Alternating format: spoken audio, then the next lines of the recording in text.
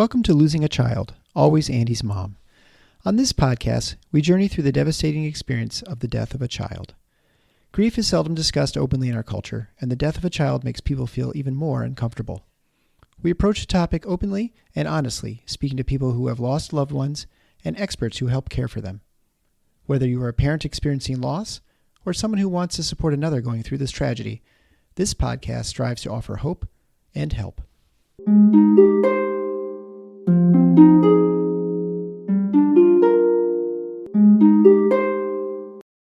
Welcome to episode number 303 of Losing a Child, Always Andy's Mom. I'm Marcy Larson, Andy's mom. Today, I am absolutely delighted to introduce you to today's guest. Today's guest is Tarah.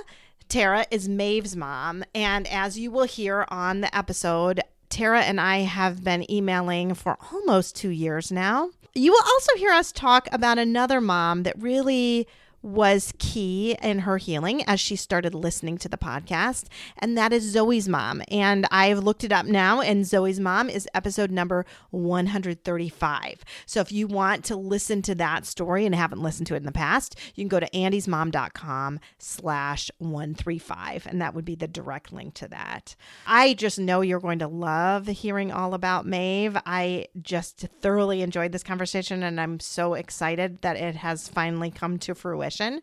Again, if you would like to share your story on the podcast, feel free to email me at Marcy, M-A-R-C-Y, at andysmom.com.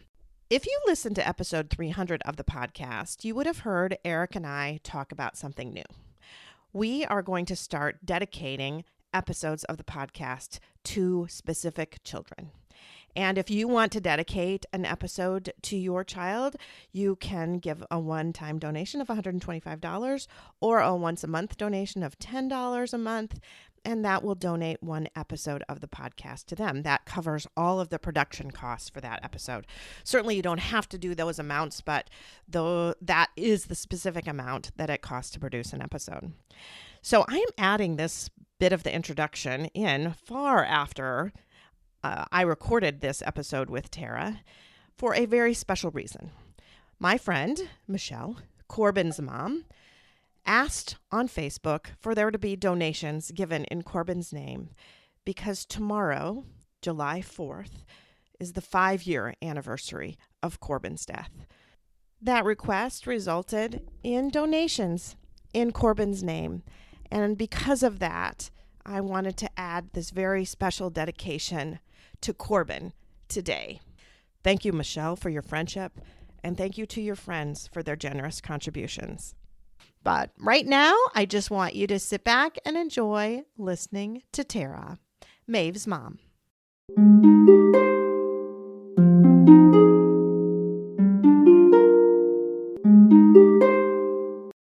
Thank you so much, Tarah, for coming on the Always Andy's Mom podcast today. Thank you. Thank you for having me. Oh, I am like smiling so big. If you're watching video, you would be able to see that I am smiling because we've been communicating for a long time.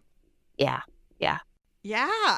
No, I reached out very, very early on in my grief journey just because I listened to the podcast so much and it helped me so much. And I wanted to talk to other moms that you had already talked to and share stories. And right. And we connected you with some moms and over the years, over these past 2 years almost, we've communicated a lot. Like you email a lot. When you started the foundation, which we'll talk about later, I remember you emailing me, sending me the website. I mean, it feels like, I've gotten to know you quite a bit just through fairly frequent emails. And I remember very early on when you wrote to me, I said, if you ever want to share Maeve's story, feel free to let me know. And you're like, no, I am not ready to do that. And I'm like, totally fine. And then I was so happy when you sent that last email saying it's time. Yeah. And, I think I needed to do some healing of my own to be able to kind of get through this, wonderful podcast. And I appreciate all the other moms, but obviously it takes it. Oh, yeah. You got to be ready. You got to be ready before you can do something like this. Well, and I used to never ask. I used to never ask people Really? when they emailed because, like, especially when they're early on, like you were early.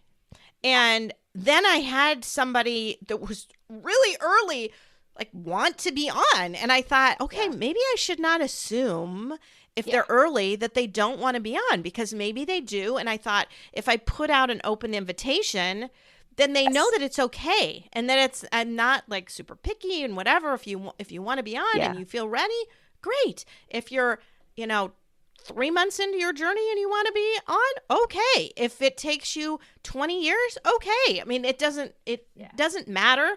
And everybody's grief journey is so different. So Yes.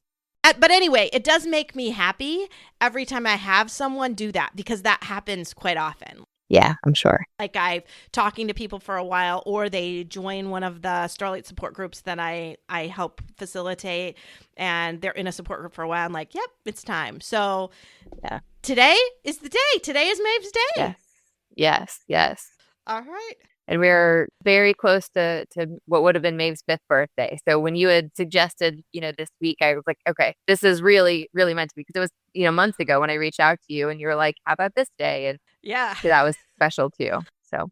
Oh, that is special. I don't think I knew that. Did you tell me that? I don't remember if I did. I don't know. June 15th. So Father's Day this year will be what would have been Maeve's 5th birthday. Oh, wow. So, that's an extra tough one, isn't it? Yeah. When they fall on holidays like that. Of course, then I think, well, Father's Day is probably always kind of stinks. So maybe you just make it extra difficult. Yeah, I'm leaving up to my husband this year. I'm like, whatever you feel comfortable with, whatever you want to do, however you want to celebrate Maeve, that's what we'll do. Mm-hmm. Well, and you are in Maeve's room right now. So I love this. I am. Yeah. I'm in Andy's room. You're in Maeve's room. So I love seeing that. And I just want to hear all about her. So I know some things about her, but I want to hear Maeve's whole story. Yes. So you just go. Yeah. So Maeve was our first. So she, we tried for a while to get pregnant. It ended up taking us a little over a year. And then she came. And, I got pregnant, very easy pregnancy, but it was in 2020. So COVID. Yeah. So she was born in June of 2020. So easily half of my time being pregnant, I was quarantined at home, just trying to stay away and keep her healthy. And then she came. She ended up being born at 36 weeks because I had premature rupture of membranes. So that was like a very kind of scary time, as a new mom, like trying to navigate this. But she did so well. She never left my side. She never had to go to the NICU. She was just this little fighter. She was too kind of weak. She didn't have enough strength to be able to nurse. So we syringe fed her for the first, couple of weeks of her life until she got strong enough, until her weight gained enough for her to be able to nurse on her own. And then we had just this wonderful baby. And, I joked so much that you read the book on schedules, because her feeding schedule, her napping schedule, her overnight schedule, everything. I mean, it was to the T. She did everything just perfectly, as if she had read the book and was following right along to every cue that was given to her. So that part was always really easy. And even as she got older, she was just very easy to be around. It wasn't having to police her, like telling her no over and over again. You just say one time, hey, that's not a good idea. And then she would just stop it, and that would be it. And there was no fight. There was no tantrums. There was none of that. She was just very easy. When she was little, so when she's around 1, started showing, personality, a very caring nature too, very loving. And we had a dog who was in his elder years at that time. And so he couldn't get up very well. And so he would usually just sit in one spot for most of the day. And she would just bring toy after toy or book after book and just like sit down with him so that he wouldn't be by himself in the living room or the kitchen or wherever. So we have just so many pictures of our dog. His name is Gator, our dog, just lying there, and like books just on his paws, like, as if he could read them, as if, he was enjoying that. But well, she wanted to keep him happy. Yeah. Yes, she did. She knew that she enjoyed these books and toys. So surely he would enjoy these books and toys. And, I feel like that was like a very kind of early on just sign of like who she was going to be. Yeah. And we also, during that time, because, during COVID, again, we were very insulated. We didn't want to take any risks with our newborn who was born premature. Right. So it was just my husband, Maeve, and I in the house. And that was it. We didn't let people come in. We didn't do things. We didn't travel. We didn't go out to restaurants. It was just, our little unit, which was really, really special because, I mean, we had just such amazing quality time together. Mm-hmm. I would make like random little activities, things for her to do in the house. And she just loved playing along. And we always had music playing in the house. And so when she got older, she would start singing along and dancing along to, music in the house. And just, seeing that personality just kind of blossom was really, which is really cool. I mean, I feel like all moms probably say that, but obviously I feel that too. Well, I think especially with your first, right? You have never seen it before. So no, it's just so magical. Yes. That I feel like that is a very great way to describe that time. It was just so magical, like just so wonderful. Mm-hmm. So then fast forward a little bit to the summer of 21, my father actually got sick. He got diagnosed with glioblastoma and then ended up passing away, 2 months later. And during that time, it was just really, really, really hard, trying to be the caregiver for him, try and help him, as much as I possibly could. And seeing your dad kind of decompensate that way was hard to see and hard to witness. But I just remember this feeling that, every day I would come home. I'd usually miss supper with her, but I would have our nighttime routine together, kind of getting in bed with her and singing to her. And I just felt kind of, I don't want to say at peace because that wasn't right, but just kind of acknowledging that this is how things are supposed to happen, right? Right.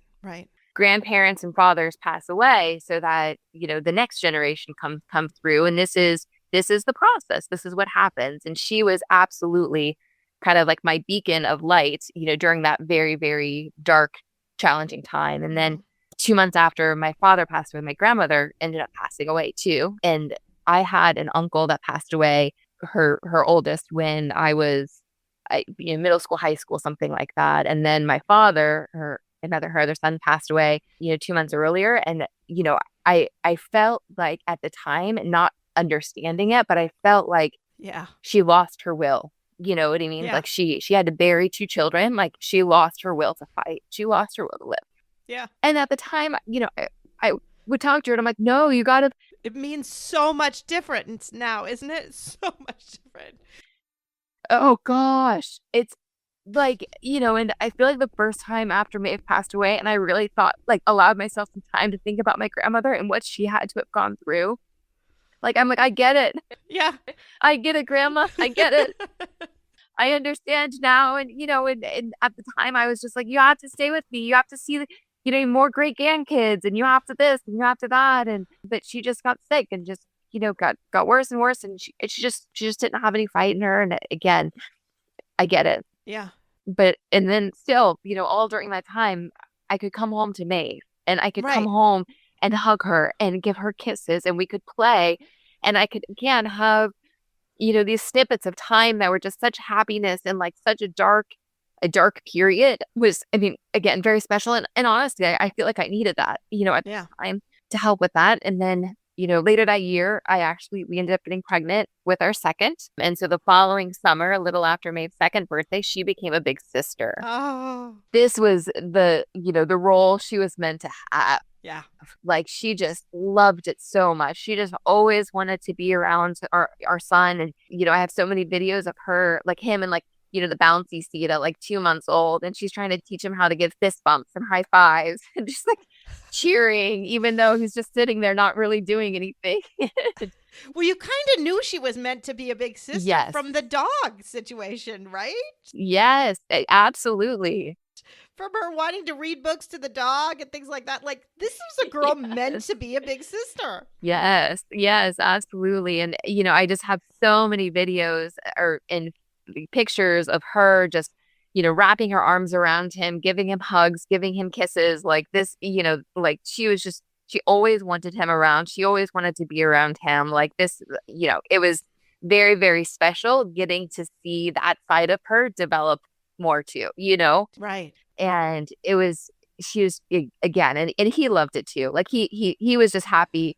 We joked a lot that it was kind of the Maeve show because, she had this great personality that, she would sing, she would dance, she would play toys, she would bring toys to you so that you could play. It was just kind of the Maeve show. And Declan just loved being a part of the Maeve show. He would just watch whatever she did. He was just happy to be around her. Like it was a very, very sweet dynamic, for the two of them to have that. Oh, I love that. I love that. Then once, our son started being a little older, we started doing more in terms of, travel, activities, things like that, kind of lighting up on the COVID restrictions Sure. that we had. And so, we started off by doing like trips to Disney. And that was like, I know it's every kid's happy place, but that was definitely May's happy place too. She just loved it so much. And we have so many just wonderful memories to even where now, when we go to Disney now, I can just see Maeve doing this ride and her smile just beaming or being so excited about that. Or, I see her there so much. And yeah, that, was just, again, we're so grateful for those kind of memories that we have built up, over her 3, very, very short years. We did a lot of doing other types of travel things. We did a cruise with her one time, and on the cruise they have like a central atrium kind of area that they would like play live music. Now, Maeve, I've described her personality to you. Like, this is who she was at the house. This is who she was around mom and dad and brother.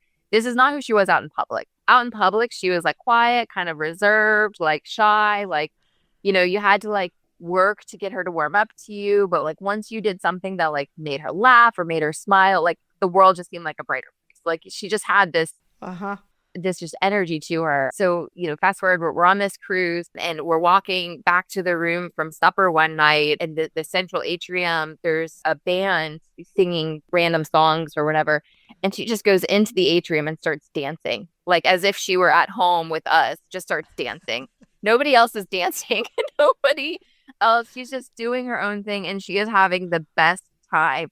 And I was just blown away. I was like, this is who, she's starting to open up to everyone else. She's starting to show everyone else this wonderful, amazing little girl that we got to see every day. And it was just like, I'm like, just so excited, so excited for this kind of next chapter. And the next morning we were leaving breakfast, and they had one of those like salsa classes for like exercise, thing. Yeah. She just jumped right in, started doing salsa with these 80-year-old women, and was just like having the best time. The biggest smile on her face, was just, absolutely loving it. And we did another trip where we took the kids up to New York the weekend, and we were sitting at this restaurant with like food that she's never had before, because we live in somewhat of a rural area in Florida, so there's not a lot of variety. And she was happy to like, take a bite of this, take a bite of that, a little bit more of this, like not so much of that, but was completely content sitting at this restaurant while we were eating, while we were enjoying. She enjoyed some of it, but okay to say no to others.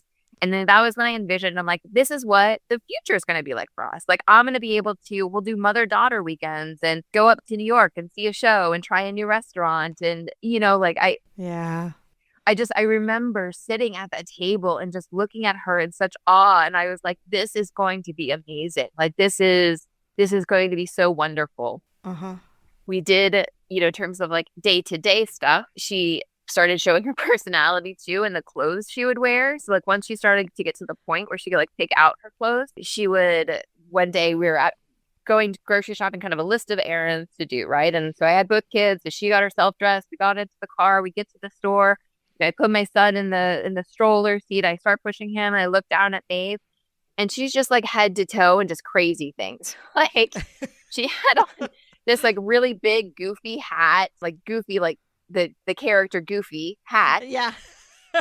This like t-shirt that was probably a little too small for her. Like she probably shouldn't be wearing it, but had Disney princesses on it. These shorts with like this weird pattern on it. She had on these, bright yellow rain boots that she like loved wearing. And I just like looked down at her and I started laughing. I was like, what is going on? And she just loved it. Like, and I was like, I took a picture of it because I'm like, I want to remember this moment forever. Like, this is, when you think about when you're doing these things, catalog memories in your mind, as well as taking pictures or videos, like you think about, oh, this will be great for her senior yearbook. Yeah. Or this will be great for her wedding photos. This will be great for, whatever, along those, showing her kids when they're this age. Right. And I think that was something that was like really struck me as really hard, like, because then the purpose of all those pictures and videos changed, after she passed. And yeah, I mean, obviously I still cherish them, but they were not the intent, right? But that's not why I was wanting. Yeah. It was the intent that you would kind of show that picture and to her kids someday, and they would laugh at her like, Yeah. Mom, you really wore that? That is horrible. I can't believe you did that.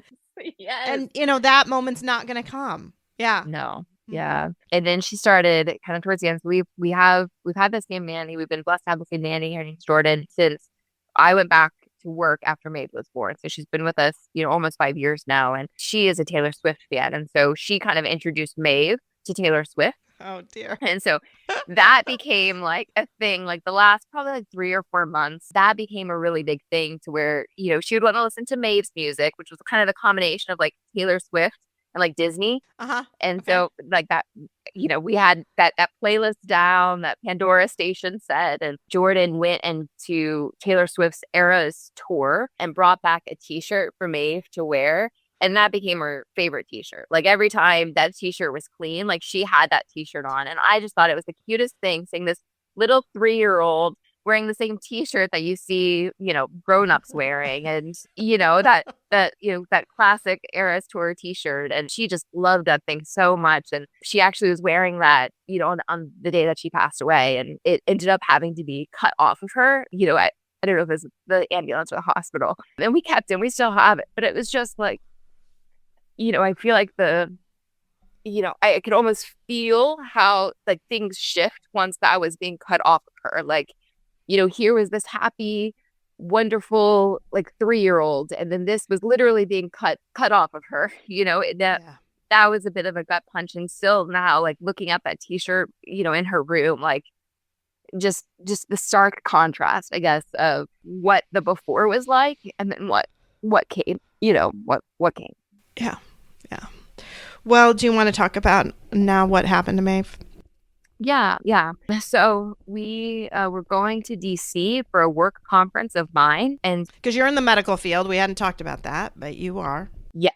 So we had a conference in DC, and we were on a plane, and it was work paid for my ticket because it was a work function. And so I was sitting by myself, and I had my son in my lap. And then my husband and Maeve tickets were kind of the row behind us and across from us. And we were on a flight, or the last leg of the flight from Atlanta to DC. Everything was fine. We took off. And at this point, Maeve had been on several flights. My son had been on several flights. Everyone was a good flyer. No one had any issues. Declan, my son, started getting really, really upset on the plane, which is really weird. And, I'm trying to console him. I'm singing to him. I'm patting him, dancing with him, doing kind of all the things to settle him. And he just never settled. And I didn't know what was going on. I kept looking back to my husband, like, what is this? And he was like, I don't know. And kind of find out Maeve had been sleeping, and her head was like resting on his lap. And, he was playing with her hair, rubbing her back as she was sleeping. And I should probably say the last leg of the flight, it was delayed. We were supposed to land before her bedtime, but it ended up being at her bedtime. We weren't really surprised, when she dozed off during the flight. Mm-hmm. And then the plane landed, and my husband just screams my name in like a way he has never done before. And I was like, what's going on? And he was like, she's not waking up. She's not waking up. She's not waking up. And I was like, what, and at this point, like I had my son, he was strapped to me again. Like he's still strapped to me. I like jump into the aisle. I go and I look, I start trying to do a sternal rub on her, trying to get her. I'm like, maybe she has to just be really in a deep sleep. That's what it has to be. It can't be anything else, right? She's a healthy, happy 3-year-old. No. And then she wasn't responding to the sternal rub. So I'm like, okay, we need to get her on the floor. So he picks her up. We bring her onto the floor. I like take my son off my chest and I literally hand him to this stranger that was sitting next to me on the flight. I'm like, please hold my son. And then we get her down on the ground and start going through our assessment. And my husband and I start CPR. My husband is a physician, and we've both been trying many, many times over and CPR. And he starts doing chest compressions. I start giving rescue breaths, checking for pulses. At one point, I was like, well, she's a kid, so maybe it was a choking thing, or maybe, something along those lines. So I reached my hand into her mouth to try and do a finger sweep to see if I could feel anything. And her mouth was cold. And that was a gut punch. Like that was a huge, like, this isn't right. Like I think that was the moment where I'm like, she's not playing. Like, this is real. This is not, yeah. I don't, that was, and even still, like, never in my mind would I have thought it would have ended like it was. And she's a healthy 3-year-old. Like, she's a healthy 3-year-old. Like, who fell asleep laying on her dad's lap. fell asleep at her bedtime on her dad's lap. She had swim and dance earlier in the day. Like, this is, it never occurred to me. I'm like, something's wrong. We'll figure it out. We'll be okay. Yeah, right. So when this happened, we were, at DC airport. They immediately called. There was an ambulance immediately called. I mean, I think we probably did CPR for a minute or two. It felt like about 45 minutes, of course, but they came in, got her into the ambulance. I went into the ambulance with her.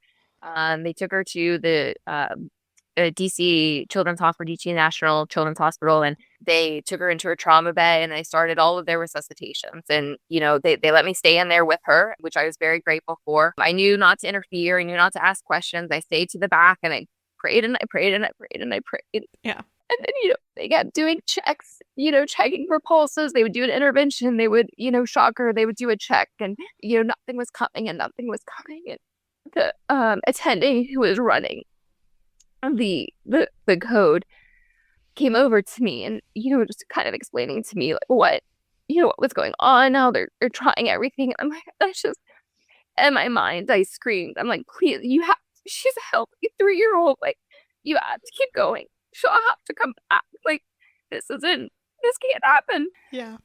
And apparently all I said was, please. I just kept saying, please, over and over and over again. So they kept going. And then shortly thereafter, my husband was able to make it. Somebody from the airline drove him over to the hospital. And then shortly thereafter, her pulse came back. Wow. Yes. So she didn't wake up, obviously, but her pulse came back. And I was like, this is it. This is the hurdle. Like, we made it over the hurdle. Like, we're in a good place now. This is downhill. Again, I have enough of a sense where I knew her life would not be the same after going so long without a heartbeat, after going so long, we don't know exactly how long, without any rescue breaths or any supplemental oxygen, but I'm like, that's okay. It's, I'll quit my job. We'll find the best pediatric rehab facility. Like, we'll figure out what the new normal is, and we'll be okay. Like, we'll make it through this. Like, yeah. Even still at that moment in time, I had no concept that it was a possibility that she would not survive. Yeah. I knew it would be different, but I had no sense. Again, healthy 3-year-old. This is not a thing.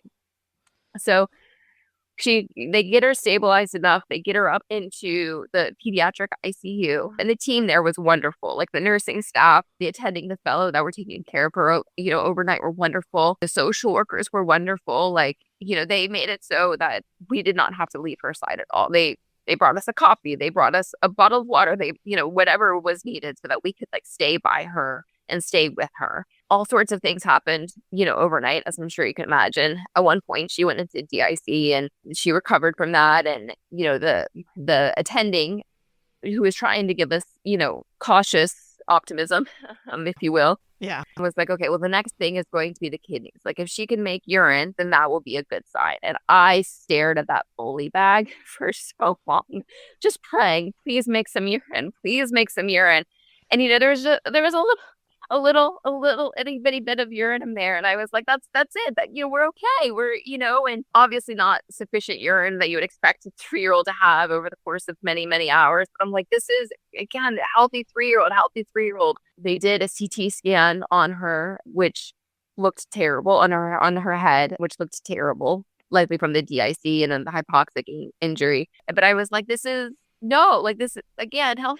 She's going to figure it out. She's going to be able to heal this. And it wasn't until the next morning, because I had in my mind then, we have family, I didn't say this, we had family in the Virginia area. And that was why everyone kind of came on this trip. And so, because it was going to be part me going to conference, and then the rest of the weekend was going to be us spending some time with our family. So they were able to take our son. I was like, he needs to come to the hospital. Like, if he comes to the hospital, like, this quintessential big sister will wake up.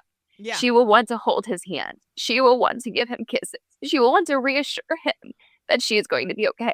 So we, about probably 9, 10 o'clock the next morning, he came and nothing happened. Her EEG was still nothing. And that was the moment that hit me like this.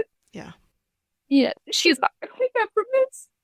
That this is not, a chapter in her life. This is the end. Yeah, this is the last chapter. Yeah. Yeah. Yeah. And I feel like at that moment when I was like, oh my God, this is, during the course of the night, there were several times where her heart stopped again. When they did intervention after intervention, and they never had the same kind of trouble as they did in the trauma bay getting it to start again. They were able to do things, and just watching the monitors, and her oxygen level like never went higher than the 60s. And so even there, like I stared at that for hours, and it never occurred to me like that this was going to be the end. That then after our son got there, and they took him to a different area for families and stuff, and the next morning's shift, attending and fellow came and were saying, Maeve's heart is going to stop again. And at that point, we've done every intervention possible. Like at that point, all that we would be able to do would be just CPR. So you need to, do you want us to continue at that point? And so, my husband and I talked about, and obviously that's not sustainable. Like that's not, that's nothing. And so we said, no, that, once our heart stopped again, we would let that be it. They were very nice. Hardest thing to have to decide ever, though, right?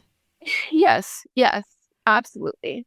Because I just had so much hope for so long, even during this hospitalization. This hospitalization that was, 14 hours altogether. But, we knew it was coming. And so they allowed us to hold her. And so they kind of moved all the wires, moved all the leads, and moved all the things so that I could hold her. And then my husband was right behind me, holding both of us. And her heart. And then that was it. Yeah. And then that was it. That was the end of her story, And our healthy, was caring, loving, beautiful, happy 3-year-old was just gone. Yeah. Just so horrible. And I think that was the hardest thing for me. And not that you want your child to suffer through a long illness, or not that there's no good way for your child to pass away. No, there isn't. But I was just completely blindsided. Right. Everything had been completely normal. We'd gotten on a flight like we'd done so many times before. And then she was gone. And that was it. I think that's why your story struck me so much, because it was just so crazy, really. I mean, yeah, it's just unbelievable. You just can't, I just couldn't wrap my head around it at all. And I could understand why you could just not, like there's just no understanding it. There's no understanding how that happens, how your 3-year-old falls asleep on her dad's lap and just doesn't wake up. Yeah. It's just terrifying. Yeah. It's beyond terrifying, because, being in the medical field, you think about all the things that could happen, and then you do all proactive things, right? You do safe sleep, so you don't have to worry about SIDS. You always have them buckled in the car seats, so you don't have to worry about car accidents. You teach them to swim from as early as they can, so you don't have to worry about drowning. I know. You think you can do all these things. Yeah. Yes. We went through all of these things to make sure that she'd be safe and healthy and happy. And then this happens. And it's just. That's the whole thing, is you can't. As much as you think you can, you can't. I mean, I think about Andy, and obviously he's in his car seat, or not his car seat, but he's buckled in, he's 14, so he's buckled in his seatbelt. And buckled, right, seatbelt. Yeah. But I remember growing up, I remember one time, Eric started to back out of the driveway, and Andy was still at his booster, and his seatbelt wasn't buckled yet, and he screamed. Eric was traveling in the driveway, backing out of the garage, and Andy is going crazy. Oh my gosh. Because the seatbelt wasn't buckled, because Mom was such a stickler on the fact that the car doesn't move until your seatbelt is buckled. Every time. Oh, yes. Every time, right? Because you think you are doing everything possible to protect them. And I didn't think that Andy would be killed in a car accident. No. When we were all safely buckled in, right? And he should have been fine. But it does happen. Yeah. I mean, it does. It's not an insurance policy. You wish it would be. but it's not. God, yeah. Yeah. Yeah. But with you, it's not, it's even crazier than that, and just such a fluky, awful thing to happen. Yeah.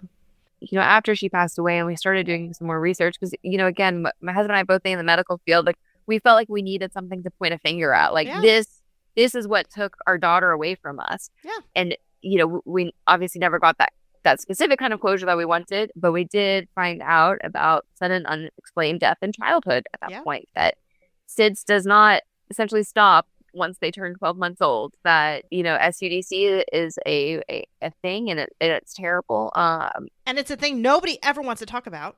No. Yeah. Yeah. Because, I mean, like you said, there's no way to prepare for this. There's no way to, checklist that you can do to make sure that this doesn't happen to you and to your happy, healthy 3-year-old. And yeah, that was, since then we started working. I mean, we did, after she passed away, working with like Boston Children's Hospital and the SUDC Foundation, just to get more resources for them to be able to do more research and trying to get more answers. Because, I feel like this, again, being medically minded, surely with more research, we'll get more answers. And that wasn't enough to help with Maeve. With all the genetic testing, nothing came back abnormal. But hopefully that might help somebody's kid, might help our grandkids one day, or might help, someone else's kid one day. And I hope that that's the case. But they have amazing resources. If anyone else, God forbid, finds themselves in the same position, they've been certainly great.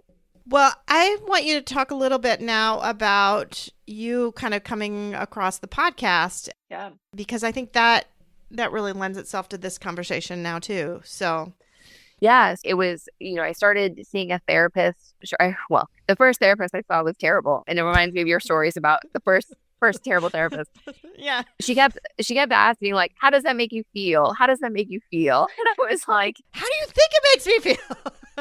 You need to stop asking that question, lady. Like, and so after 1 hour with her, I'm like, never again. But then I ended up finding someone through my work's employee assistance program, and it was via telemedicine. She was in the Panhandle, and she had suggested, like trying to find more resources. And she was like, have you ever looked into podcasts? And I've never been much of a podcast person, but then I found your podcast, and I, found your website, and that just it spoke to me. And I'm like, there is this community of bereaved parents out there. I'm not the only one that had something tragic and sudden, or just had a happy 3-year-old that passed away. And that was huge for me. And I remember, the days where I was strong enough to get out of bed, I would just put your podcast in and listen and just walk, for miles, just get outside and just walk.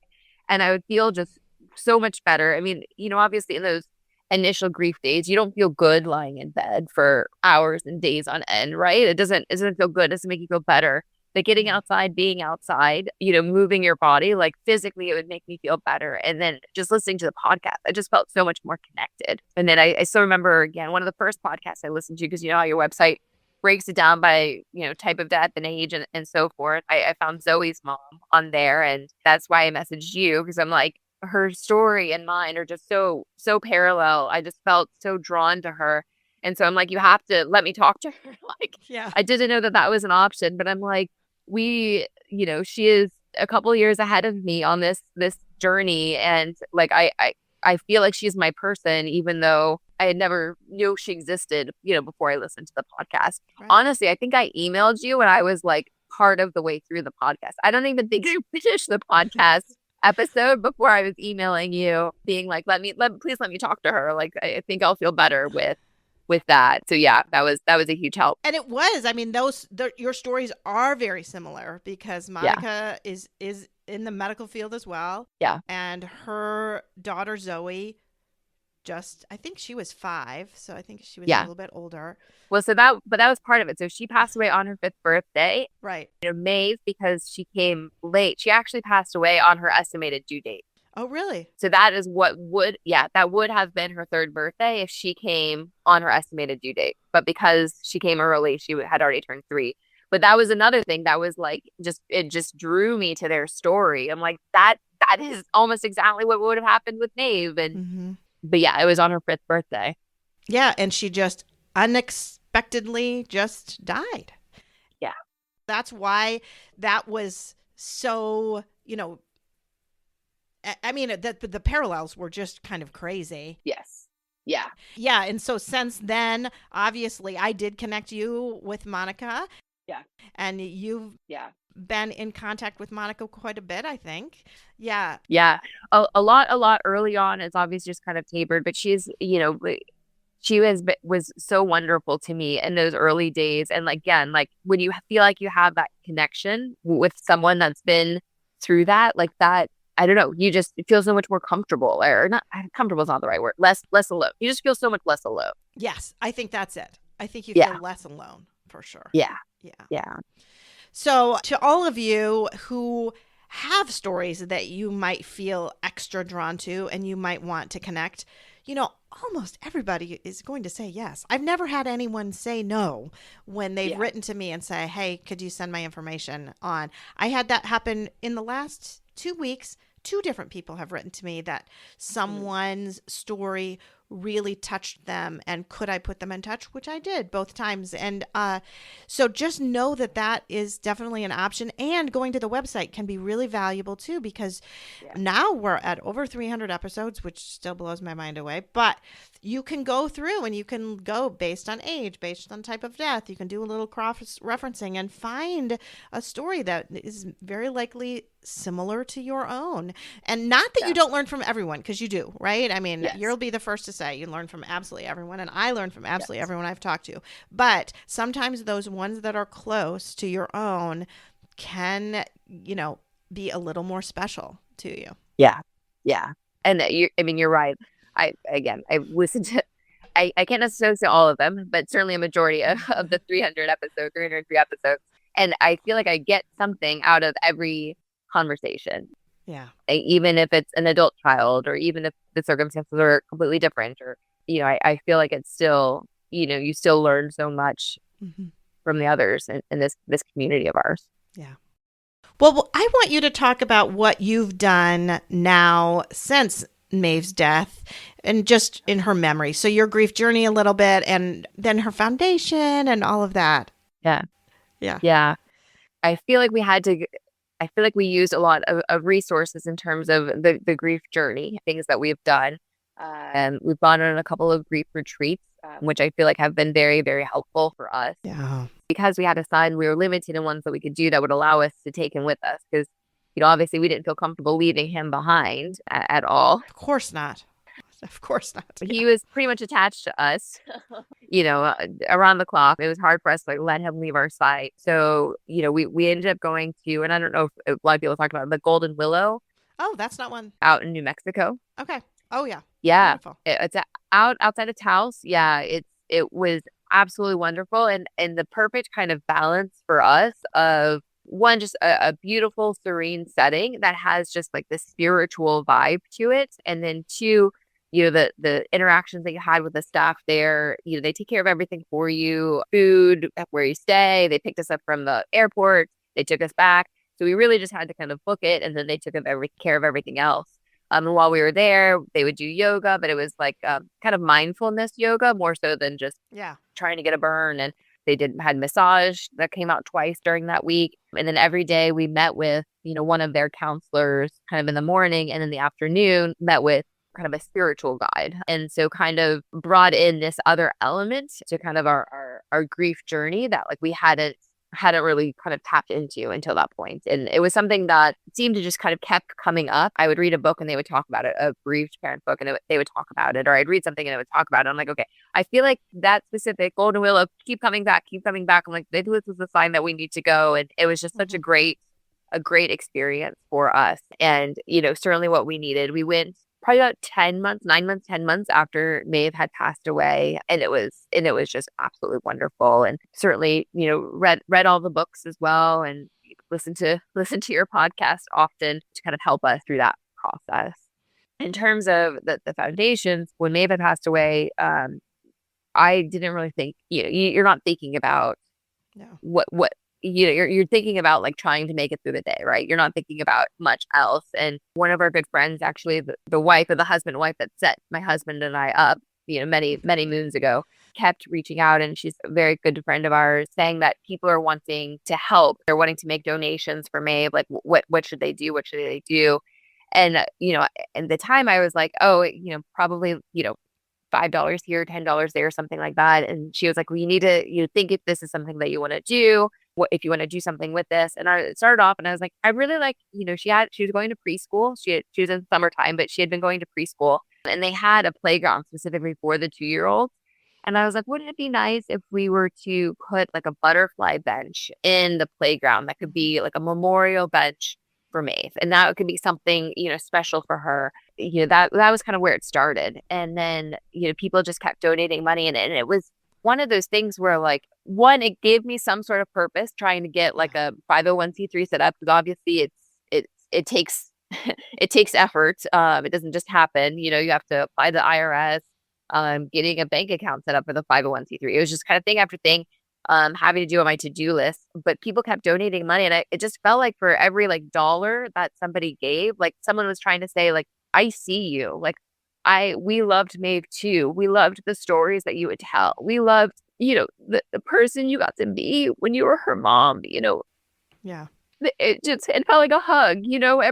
Every time we got a donation, it just felt like another hug. It was just so wonderful and so helpful. And we ended up getting a lot more money in donations than for a bench.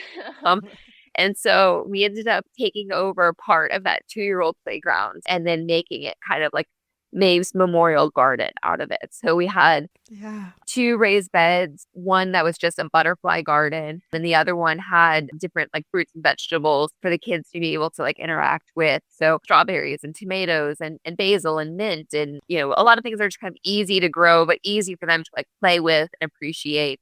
We had a dear friend who is an artist come down from Nashville, and she did this beautiful mural on the backside of it. We had another friend made like a ginormous chalkboard so that the kids can, draw on it. And then in the center of it are these 2 like beautiful butterfly benches that I found with like 2 little like bistro tables. So I could still have that bench in the garden. And it's been so fun now, again, almost 2 years later, seeing the kids play with it. And this past year, my son started at the school at Brentwood, and I would go to pick him up, and the kids would be playing in the yard. And, there are 2 little watering pails, and there's another close friend who is an artist painted a rain barrel, like a rainwater barrel. So that the kids would take the little watering tins over to the the rain barrel, and fill it up and then go like water the plants. And then they would take turns like with, but as soon as they come out into the playground, it's like the first thing that they want to do. And so that was really special, being able to see that kind of continue. That was kind of the starting off point. And then once that mission was completed, we felt like we needed to do more. We wanted to help more. And so my husband and I thought, long and hard about what the next kind of step would be, or the next project would be. And we decided to kind of switch things around to the Maeve's Foundation. And our goal is that we'll have kids with a terminal illness that their wish, or the thing that they really want, is to go to Disney World, because that was such a special thing for our family.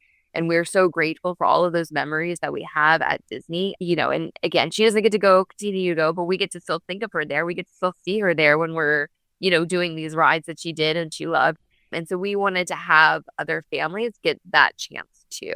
Kind of opened up the website for people to apply for if they're, again, they have a child with a terminal illness, and then, we'll take care of everything. We'll take care of flights and hotel and, food and drink and, everything, and fly kind of the whole family down so that unit can have that time and make that memory. We partnered with Disney and Give Kids the World to help in terms of facilitating the things, the different kind of experiences that they can have, and so forth. And now that we're, again, reaching kind of to the 2-year anniversary of Maeve's passing, we're really wanting to kind of ramp things up. So that's part of why I felt like now was a good time to talk to you, to kind of bring more awareness to the foundation, and on, helping out wherever we can, however we can. And so, yeah, that's kind of what we've tried to do in honor of our Maeve. That's beautiful.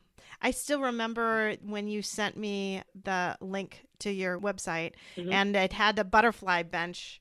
You showed me pictures of the butterfly bench, and it's been cool for me in some ways to watch your journey like every few months, just getting a little update from you. Yeah.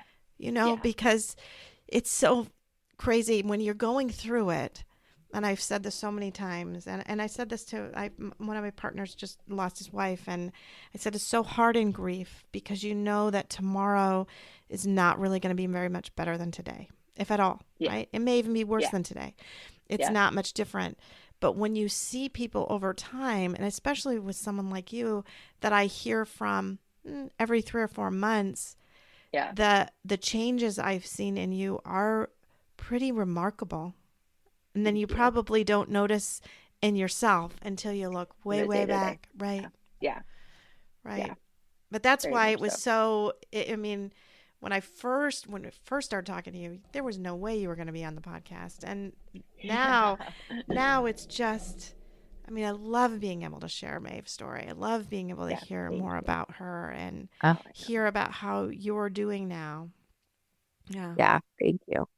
Yeah. And I feel like we've talked about this, or you've certainly talked about on the podcast, the number of chances I have to sing Maeve's praise seem to be diminishing over time, and chances to talk about her. And yeah, I know. So I love being able to come here and, really get a chance to like describe Maeve and the detail and the wonderful detail that she was, So this was the right time for me for sure. Well, and I want you to tell the story about the last email that you had just sent me. Yeah. Of what happened that day, because that was kind of cool too, I think. Yes. I was driving home from work, and as I told you, I've been spending the last couple of weeks like thinking about like little anecdotes that are like quintessential Maeve moments in time, where I'm like, I need to make sure I talk about this. I need to make sure I talk about this, to where I, just that's where my mind was. And I was driving home, and I pull up, and right in front of my car fly 2 cardinals, a boy cardinal and a girl cardinal. And we don't have a lot of cardinals in our neighborhood by any means. They're not they're not rare. Yeah. Yeah, they happen. They're not often, but I have seen them certainly before. I've never seen like 2 flying together, and it was a boy first and then a girl second, and they flew into like the bush that was like right to the left of where I was parking, and they sat in there for I don't know, 10 seconds, 20 seconds, and then they flew out again right afterwards. And it just made me chuckle as I'm sitting here thinking about this, and I'm like, and I know cardinals are your kind of sign for Andy, and to where I'm like, and it's a boy cardinal and a girl cardinal. I'm like, I wonder if Andy's up there, kind of met Maeve, and then my mom's gonna talk to your mom. And because which day was this now? Was that Sunday or Monday? Do you know? It would have been Monday, because I was coming home from work. So yeah, Monday. Yeah. And I was like, that's just perfect. Like, it just felt like such a good, like, and again, the 2 of them up in heaven having fun together. Talking about their mamas and what they're doing down here. And yeah, I just felt like, I'm like, okay, this is another sign that this is right. Like, it's my time. Well, and I did not tell you this. So was it Tuesday? Because I think you sent me the email then Tuesday, right? About it? Yeah, I think probably. So Tuesday morning, I decided it was going to be really hot here. Like probably like you expect it to be, but in Michigan, it's a big deal. So we were going to hit like 89 degrees. And so it was Tuesday morning, and I thought it's going to be really hot today. I should go to the cemetery and water the flowers. And so I did. And it was just really emotional. And I've had some stuff happen over the weekend. I was just really emotional, I think, coming back from the trip and all of this. So I was crying at the cemetery, and I was kind of a mess. And I get home, and I pulled into my driveway, and a girl and a boy cardinal. No. Yes. Flew past. I did not respond that to you. Oh my gosh. Because I wanted to tell you that as we were recording. Oh my gosh. Come on. I mean, So this is Tuesday morning, and then I read the email later in the day, because I was like, what does that mean? I usually just see a boy, and today it was a boy and a girl. Oh my gosh. Isn't that crazy? Yes. But that has to be what that means. That has to be, they were like proof for, for Maeve's mama, proof for Andy's mama, proof. And then, because I was like, why is it a boy and a girl today? Does the girl mean me? What does the girl mean? I was trying to figure out what the girl meant. And then literally a few hours later, I read the email from you, and I was like, oh, that's what the girl meant. Oh my gosh. I mean, what are the chances? I know. Because you really, truly, it's always one. It's always Yes. just a male cardinal flies past. Yeah. Always. And this one, and what's really funny too is it struck me to the point where I thought about it and I wondered what it meant, What that meant. that it was a boy Yes. and a girl Yes. that time. So anyway, I surprised you with that here because I Yes, didn't tell you about no. that ahead of time. Oh, I love that. But again, I love. And, I'm sure some skeptics out there who are not brief parents are like, it's just a coincidence. Whatever. I just feel like, no, I don't accept that. I just don't either.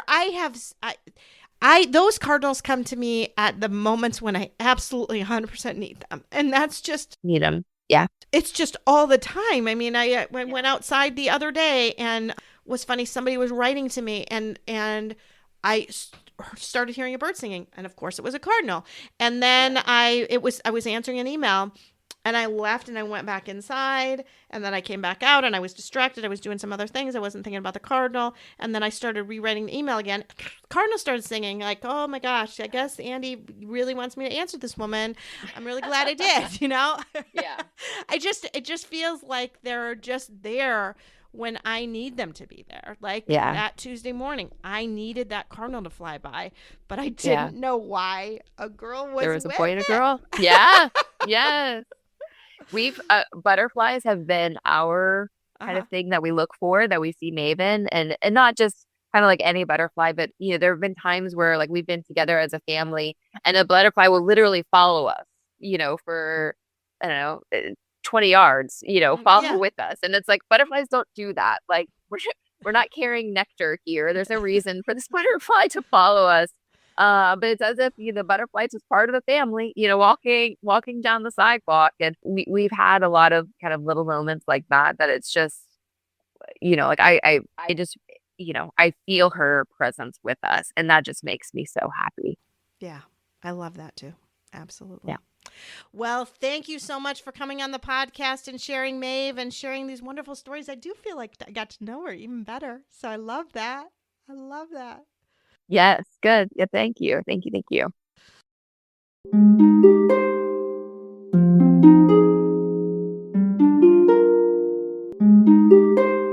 Thanks for listening.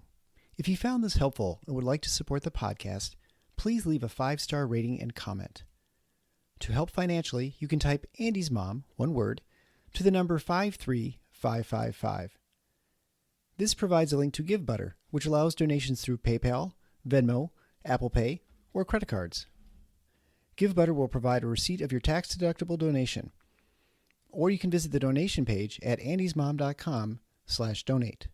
Always Andy's Mom is a registered 501c3 and can receive donations through Thrivent Financial and Benevity. Marcy loves hearing from listeners. Please feel free to reach out to her via email at marcy@andysmom.com or on the Instagram or Facebook Always Andy's Mom accounts. Sign up for the email list to get weekly episode links as well as pictures of Marcy's guests and their children. Together, let's work to inspire hope, one day at a time.